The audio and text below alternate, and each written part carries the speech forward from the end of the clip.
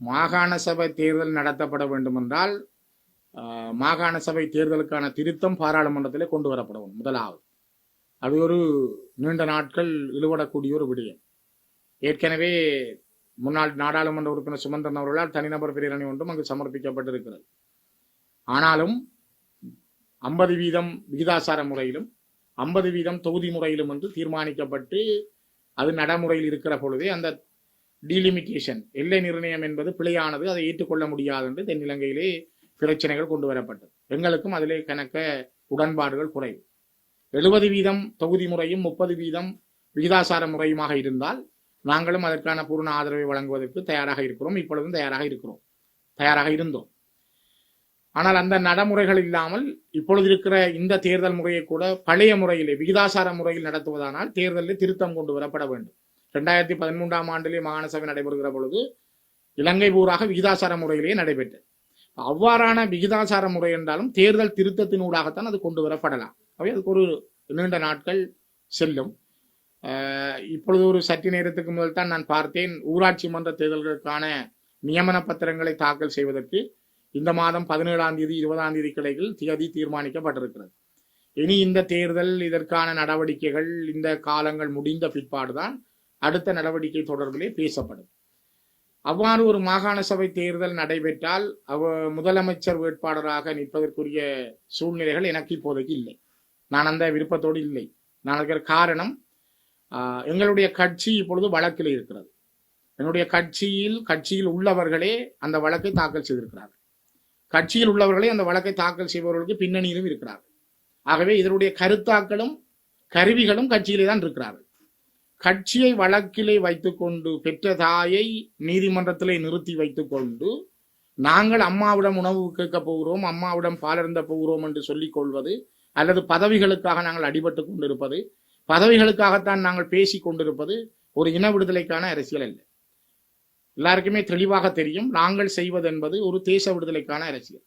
தமிழினம் 80 ஆண்டுகளுக்கு மேலாக தன்னுடைய அரசியல் உரிமைகளுக்காக, தன்னுடைய இருப்புக்காக, நிலத்தை காப்பாற்றுவதற்காக கொள்கை ரீதியாக தந்தை செல்வா, தலைவர் பிரபாகரன் என்று தொடர்ந்து போராடி கொண்டிருக்கிற இனம். இது பதவிகளுக்கு பேரம் பேசுகின்ற காலம் இல்லை.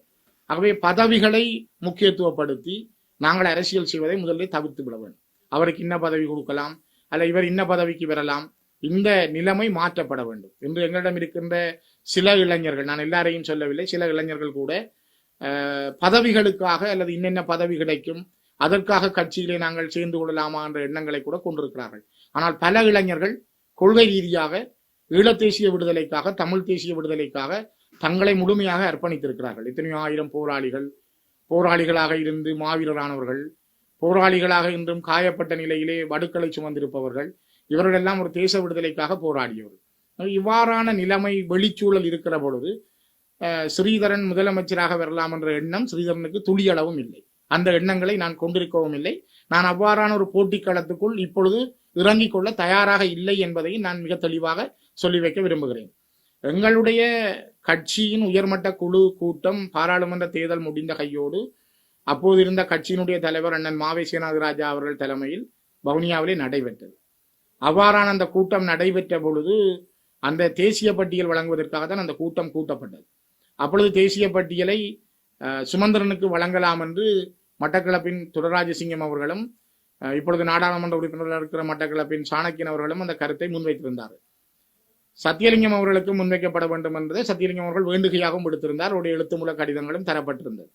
மாவை சேனாதிராஜா அவர்களும் எழுத்து மூலமாகவும் சொல்லியிருந்தார், நேரடியாகவும் கேட்டிருந்தார். தனக்கு 1 வருடமோ 2 வருடங்கள் தனக்கு அந்த தேசிய பட்டியலில் நான் பாராளுமன்றத்துக்கு வர விரும்புகிறேன் என்பதையும் அவர் தெரியப்படுத்தியிருந்தார்.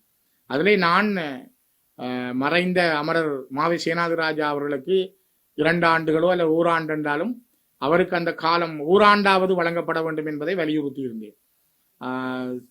குலநாயம் அவர்களுக்கும் 1 ஆண்டு வழங்கப்பட வேண்டும் என்ற கருத்தை நான் முன்வைத்திருந்தேன். ஆனால் இப்பொழுது இருக்கிற கட்சியினுடைய தலைவர் CVK சிவஞானம் மன்னன் அவர்கள் சொன்னார், 70 வயசுக்கு மேற்பட்டவர்கள் நீங்கள் அந்த பதவிகளை விரும்பாதீர்கள், அதை விடுங்கள், 70 வயதுக்கு உட்பட்டவர்களுக்கு அதனை வழங்கலாம். ஒரு மக்களை பயமுறுத்தும் விதமான கருத்துக்கள் சமூக ஊடகங்களிலும் சமூக வலைத்தளங்களிலும் எதிர்த்தரப்பு அரசியல்வாதிகளாலும் மேற்கொள்ளப்பட்டு வருகிறது. இன்று பெட்ரோல் தட்டுப்பாடு ஒன்று ஏற்பட்டுள்ளதாக மாய விம்பியை ஏற்படுத்தி மக்களை பீதியில் ஆழ்த்தி இந்த பெட்ரோல் மாயை ஏற்படுத்தி வரிசை யுகத்தை ஏற்படுத்தும் முகமாக ஒரு சிலர் மேற்கொள்கின்றனர். அதற்காக மக்களை தெளிவூட்டும் முகமாக நாங்கள் இதை மேற்கொள்கிறோம். இந்த பிரச்சனை என்பது ஏன் ஏற்பட்டது என்பது ஒரு காரணம் ஒன்று இருக்கின்றது. பெட்ரோலிய கூட்டுத்தாபனத்தால் முன்னைய காலங்களில் எரிபொருள் வழங்குனர் பகுதிகளுக்கு அரசாங்கத்தால் ஏற்படுத்தப்பட்ட திட்டமானது 3% ஒரு தரகு பணத்தை அவர்களுக்கு வழங்கி வந்தார்கள். அதனை முன்னைய ஆட்சியாளர்களில் நீதிமன்றத்தின் ஊடாகவும் பெட்ரோலிய கூட்டுத்தாபன நட்டத்தை ஏற்படுத்தும் விதமான செயற்பாடாக இது ஏற்பட்டுள்ளது. பெட்ரோலிய கூட்டுத்தாபனம் என்பது மக்களுடைய சொத்து. அந்த பெட்ரோலிய கூட்டுத்தாபனம் இதன் காரணமாக அந்த 3% தரகு பணத்தை வழங்குனருக்கு வழங்கிய நிமித்தமாக 3500 கோடிக்கு அதிகமான நட்டத்தை ஏற்படுத்துகின்றது. இது முன்னைய ரணில் அரசாங்கத்தினில் நீதிமன்றத்தில் வழக்கொன்று தாக்கல் செய்யப்பட்டும் அந்த பெட்ரோலிய கூட்டுத்தாபனத்தால் இதை இடைநிறுத்தும்படி அன்றைய காலத்தில் நீதிமன்றத்தால் வழங்கப்பட்டிருந்தது. அந்த நடவடிக்கையை அன்றைய அரசாங்கங்கள் இதை செவிசாய்க்காமல் வழங்குனர்களுக்கு இந்த லாபங்களை அதிகளவான லாபங்களை வழங்கி வந்தார்கள். அதன் நிமித்தமாக அரசாங்கத்தின் அந்த நடவடிக்கை எடுத்த நிமித்தம் இந்த தரகு பணத்தை வழங்குவதற்கு குறைப்பதற்கான நடவடிக்கை எடுத்த நிமித்தமாக வழங்குனர் பெட்ரோல் விநியோகஸ்தர்கள் நீதிமன்றத்தை நாடினார்கள். நீதிமன்றத்தை நாடி இதற்கான தீர்வை பெறுவதற்கு அவர்கள் நியமித்தவுடன் நீதிமன்றம் உயர் நீதிமன்றம் அந்த தரகு பணத்தை வழங்குவதற்கு அரசாங்கம் மீள பரிசோதிப்பதற்கு இந்த நடவடிக்கை எடுத்த நிமிடம் அதன் நிமித்தமாக நாங்கள் அந்த தரகு பணத்தை வழங்குவதை குறைத்திருந்தோம். அதன் நிமித்தம் அந்த வழங்குனர் பகுதியினர் ஊடகங்களுக்கு நாங்கள் பெட்ரோலை கொள்முதல் செய்ய மாட்டோம், நாங்கள் பெட்ரோலிய கூட்டுத்தாபனத்திலிருந்து வேண்டாமல் ஒரு பகிஷ்கரிப்பை ஏற்படுத்த போகிறோம் என்று ஒரு கருத்தை வெளியிட்ட நிமித்தமாக நாட்டில் ஒரு பெட்ரோல் தட்டுப்பாடு ஒன்று ஏற்படுத்த போவதாக மக்களுக்கு பயத்தை ஏற்படுத்திய நிமித்தமாக இந்த இதுவரை காலம் இருந்த ஆட்சியாளர்கள் இவ்வாறான செயற்பாடு பெட்ரோல் யுகம் ஒன்று வரிசை ஏற்பட்டது, இவ்வாறான தட்டுப்பாடு ஏற்பட்டது நிமித்தம் மக்களுக்கு பீதி ஏற்பட்டதன் நிமித்தமாக நுகர்வு அதிகரித்தது. மக்கள் இன்று அடிக்க வேண்டிய பெட்ரோலை உடனடியாக சென்று பெட்ரோல் செட்டுக்கு கியூவில் வரிசை ஏற்பட்டது. எமது யாழ்ப்பாணத்தை பொறுத்த வரைக்கும் உண்மையாக வடமாநிலத்தில் 1 லட்சத்திற்கு அதிகமான எரிபொருள் பெட்ரோல் தேவை ஒன்று ஏற்பட்டிருந்தது. அதை படிப்படியாக வழங்கி கொண்டிருந்தனர். ஆனால் திடீரென்று ஏற்பட்ட பயத்தின் காரணமாக 1 லட்சம் லிட்டருக்கு அதிகமான கிட்டத்தட்ட பெட்ரோலிய கூட்டுத்தாபனத்தை தொடர்பு கேட்டபோது இன்று 1,35,000 லிட்டர் பெட்ரோல் தேவை ஏற்பட்டிருக்கிறது உடனடியாக. அதற்கு இன்று எடுத்துக்கொண்டால் எமது அரசாங்கத்தால் முன்னைய அரசாங்கங்களாலும் இந்த பெட்ரோலிய கூட்டுத்தாபனம் ஞாயிற்றுக்கிழமையில் விநியோகித்ததை நடவடிக்கை எடுப்பதில்லை. ஆனால் இந்த பிரச்சனை ஏற்பட்டதன் நிமித்தம் இன்றைய தினம் பெட்ரோல் உடனடியாக விநியோகம் இன்றைய தினம் நடைபெற்று கொண்டிருக்கிறது. அது மீளவும் சுமமான நிலைக்கு வரும். மக்கள் பயப்பட தேவையில்லை. வரிசையில் போய் காத்திருந்து பெட்ரோலை அடித்து வீடுகளில் சேமிக்க தேவையில்லை என்று நாங்கள் மக்களுக்கு கூறுகிறோம். ஏனென்றால் எமது நாட்டில் கையிருப்பில் பெட்ரோல் இருக்கின்றது. மக்கள் எந்த பயமும் இல்லாமல் பெட்ரோலை சாதாரணமாக நுகரும் போது இந்த பிரச்சனை தீரும் என்று நாங்கள் கூறுகிறோம். மக்களுக்கு மேனியவர்கள் பயமுறுத்தும் விதமாக மக்களை பயப்படுத்துவதன் நிமித்தமாக ஏற்பட்ட விளைவுதான் இது. இதை எமது அரசாங்கம் சுமத்திக்கும். இந்த நாட்டில் பெட்ரோல் தட்டுப்பாடு ஏற்பட நாங்கள் இடமளிக்க மாட்டோம் என்பதை உறுதியாக மக்களுக்கு கூறுகிறோம். எதிர்த்தரப்பு அரசியல்வாதிகளுக்கு எமது அரசாங்கத்தை பற்றி விமர்சிப்பதற்கு வேறொன்றும் இல்லை. அவர்கள் நினைக்கின்றார்கள் ஏதாவது ஒரு பிரச்சனையை உருவாக்குவதற்காக. அந்த பிரச்சனை என்பது இவ்வாறு உருவாக்கப்பட்டிருக்கிறது மற்ற அரசியல்வாதிகளால். அதை ஒரு மக்களுக்கு பூதாகாரமான பிரச்சனையை காட்டும் போதுதான் இந்த பிரச்சனையை அதில் அரசியல் செய்யலாம். அவர்களுக்கு ஒன்றை கூறுகிறோம், மக்கள் தெளிவாக உள்ளார்கள். இந்த பிரச்சனை என்பது இன்றுடன் முடிவடையும்.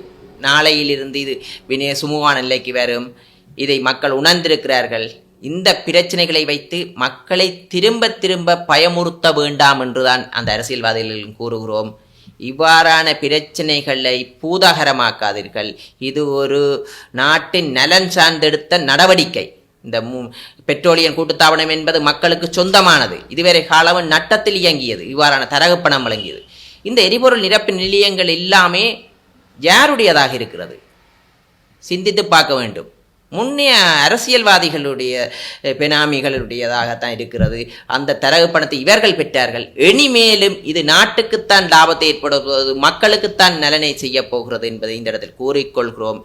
பெட்ரோல் நிரப்பு நிலையங்கள் என்பது உண்மையாகவே மக்கள் நலன் சார்ந்து செயற்படும் திட்டமாக இருக்கும். மக்கள் பெட்ரோலிய கூட்டுத்தாபனத்துக்கு லாபத்தை ஏற்படுத்தும் முகமாகத்தான் நாங்கள் இந்த நடவடிக்கையை ஒரு சாரார் லாபத்தை பெற்றுக் கொண்டிருந்தார்கள். அந்த லாபத்தை இடைநிறுத்தி இப்போது நாட்டு மக்களுக்கான ஒரு பாதையை திறந்திருக்கின்றோம். இவ்வாறு பாதையை திறக்கும் போது சின்ன சின்ன அசம்பாவிதங்கள் ஏற்படும். அது ஒரு சில அசம்பாவிதங்கள் தானே. இதற்கு எதிராக குரல் கொடுத்தவரே, பெட்ரோலை ஓர்டர் செய்ய மாட்டோம் என்று குரல் கொடுத்தவரே இன்று ஓர்டர் செய்திருக்கிறார் பெட்ரோலுக்காக. அதனால் இந்த பிரச்சனை என்பது தீரும் என்பது மக்களுக்கு தெளிவாக கூறும்.